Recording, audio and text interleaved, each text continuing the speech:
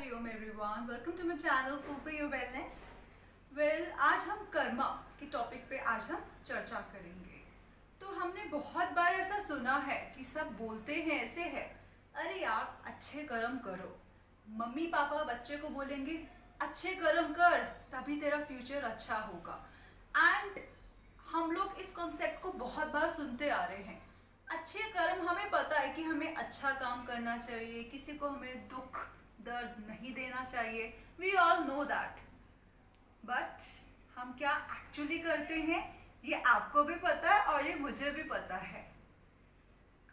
Life में ऐसे काफ़ी इंस्टेंसेस हो जाते हैं जहाँ पे even if we don't want to do something wrong, we eventually end up doing it.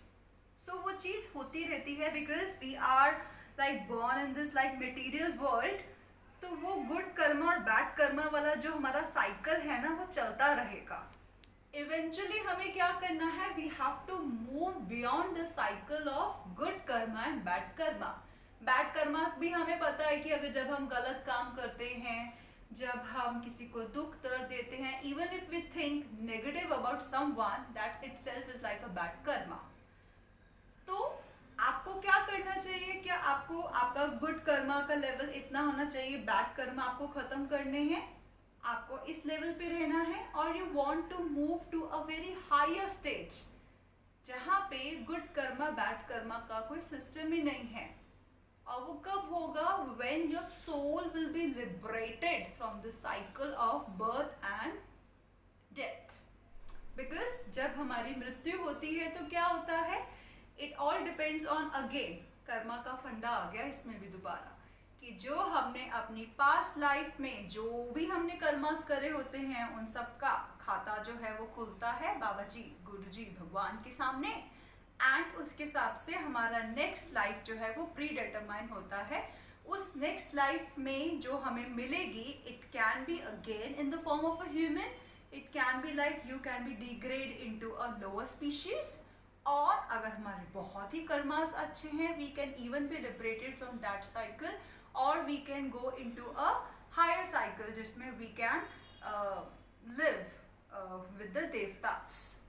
सो आपको अब ये चीज़ आपको डिसाइड करना है कि what do you want to do.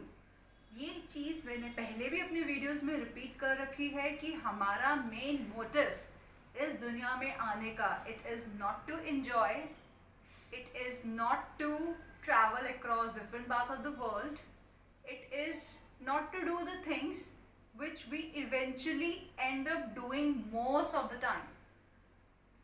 मैं ये नहीं कह रही कि हमें ट्रैवल नहीं करना चाहिए, हमें अच्छा खाना नहीं खाना चाहिए, everything you can do, but unless and until you can get in tune with yourself to realize what is your real motive behind taking rebirth, जब तक आप उस मोटिव को नहीं समझेंगे, आप अपनी मानव का जो हमें जून मिला है, आप उसको ऐसे ही इवेंचुअली वेस्ट करते रहेंगे।